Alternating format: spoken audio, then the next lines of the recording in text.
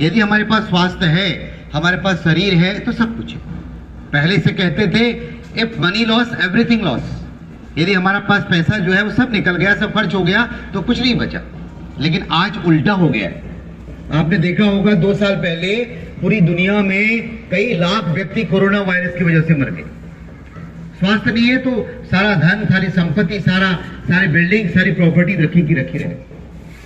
और महत्वपूर्ण यह है कि हमें अपने स्वास्थ्य में ध्यान रखने के लिए खुद सजग होना पड़ेगा, क्योंकि आप छोटे बच्चे हमारे भविष्य की धरोहर हो। आज जिस संदर्भ में यहाँ पर आया हूं आपसे बात करने, वो एक बहुत भयंकर वायरल डिजीज आजकल चल रही है। पूरे देहरादून और हल्द्वानी के बहुत सारे हॉटस्पॉट हुए, हमारा ये एरिया भी उसमें आ रहा है। डेंगू एक ऐसी महामारी है जिससे अगर हमने प्रिकॉशन नहीं लिया, हमने सावधानी नहीं ली, तो बहुत बहुत गंभीर परिणाम हो जाते हैं। आप जानते हैं डेंगू के बारे में क्या होता है? जानते हैं? नहीं जानते?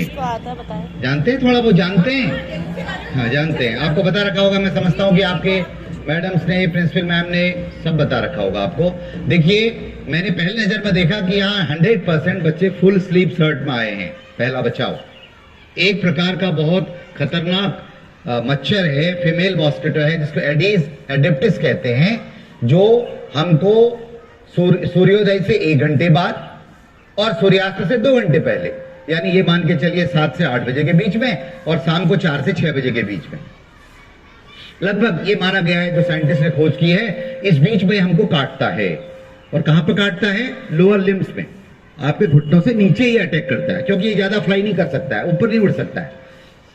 जो लोग ऊपर रहते हैं, हाइट पर रहते हैं, तो उनको संभावना कम होती है।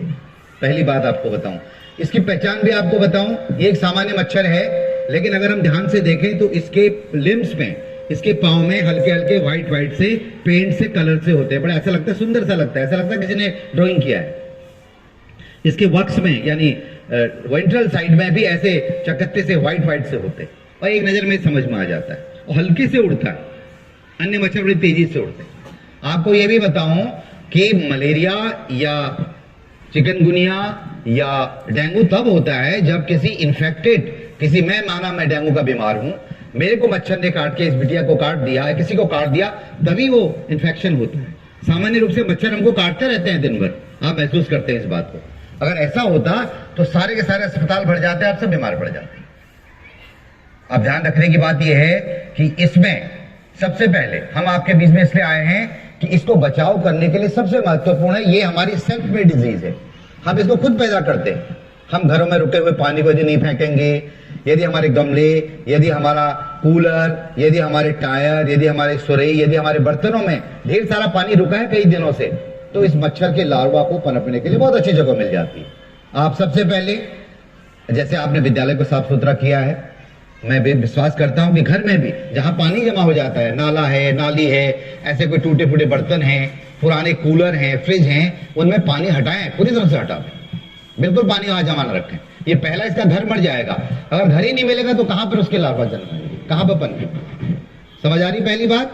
दूसरा आपने करना है, हम आपको बहुत महंगी दवाओं की बात नहीं करेंगे कि आप ओडोमास लगाइए, आप एंटी रेपेलेंट क्रीम लगाइए, वो सब होता है, लेकिन हम लोगों की जो स्तर है उसको मैं समझता हूं। हमारे घर में जो तेल होता है, जिसको सरसों का तेल कहते हैं, अगर आपको लगता है कि मैं घर में हाफ स्लीव पहनता हूं, मैं शॉर्ट्स पहनता हूं, या मैं टी शर्ट पहनता हूं, कोई दिक्कत नहीं है, तो आप हल्के से अपने हाथ पांव में रब कर सकते हैं, थोड़ा सा तेल को रब कर सकते हैं। यदि कोकोनट ऑयल, यदि नारियल का तेल मिल गया तो बहुत अच्छा है। ये बहुत प्राइमरी चीजें हैं जिनसे हम बचा सकते हैं अपने आप को। समझ आई बात?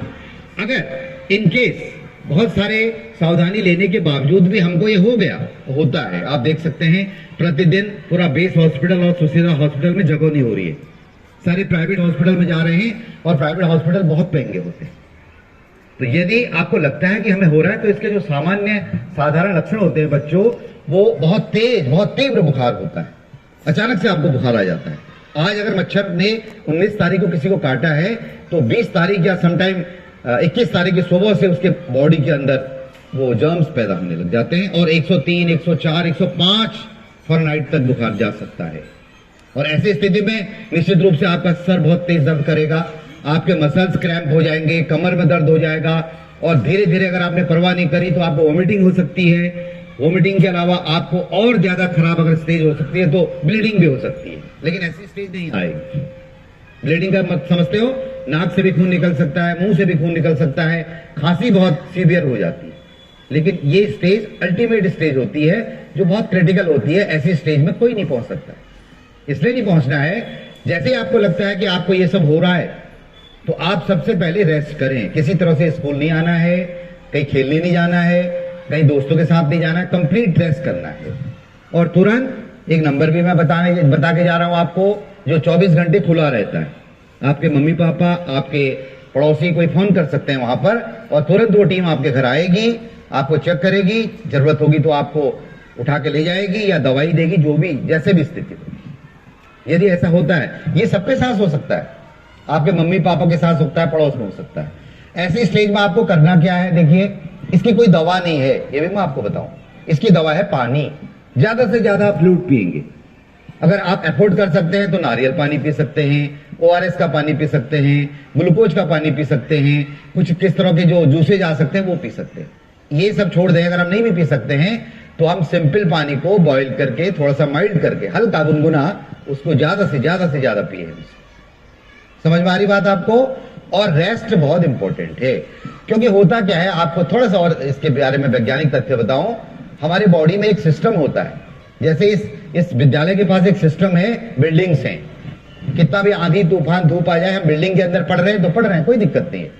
बाहर कितनी भी कड़ी धूप हो, कितना भी कोहरा हो, ठंड हो, कोई दिक्कत नहीं होनी है। उसी तरह से हमारे बॉडी में एक सिस्टम होता है जिसको हम कहते हैं प्रतिरोधक क्षमता सिस्टम, WBC का सिस्टम होता है। हमारे शरीर को बचाता है, बाहरी आक्रमण से बचाता है। लेकिन ये डेंगू हमारे शरीर के प्लेटलेट्स को एकदम गिरा देता है।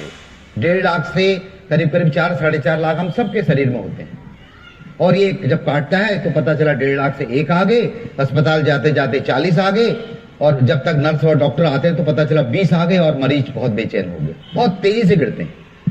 यदि ऐसा होता है तो उसके लिए भी आपको मैं और थोड़ा एहतियात बताऊं। हमारे घरों में गिलोय होता है, जिसे गुर्च कहते हैं, उसको आप चबा सकते हैं। पपीते के पत्तों का हम ज्यादा से ज्यादा यूज कर सकते हैं। अनार को हम ले सकते हैं। नींबू पानी बेस्ट है, क्योंकि उसमें इम्यूनिटी बढ़ाने का।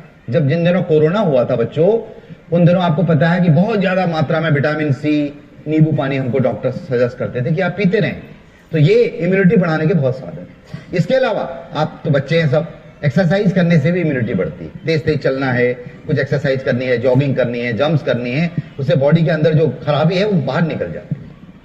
ये बहुत बेसिक चीजें मैंने आपको बताई हैं कि किस किस तरह से होता है, और इसके लिए सुरक्षा ही बचाव है।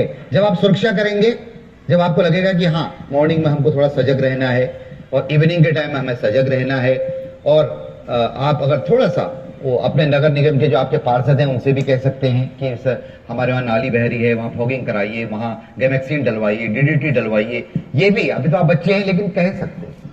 ये जागरूकता बहुत जरूरी है, क्योंकि अल्टीमेटली जब स्वास्थ्य है तभी सब कुछ है। हम सब ने उतनी बड़ी महामारी कोरोना को हराया है, तो उम्मीद करते हैं कि लगभग 30-35 दिनों के अंदर जब मौसम ठीक हो जाएगा। ये पनपता कब है? जब बारिश होती है और धूप होती है, फिर बारिश फिर धूप। इसके लिए बहुत आइडियल टाइम होता है, लेकिन हम उम्मीद करते हैं कि अब लगभग धूप होगी तो हम लोग एक्टिव रहेंगे, तो ये बीमारी दूर हो जाएगी, और हम सब का स्वास्थ्य बहुत महत्वपूर्ण है। आपने बहुत ध्यान से सुना। फिर मैं सारे टीचर्स को, रिस्पेक्टेड मैडम को बहुत धन्यवाद देना चाहूंगा, और इस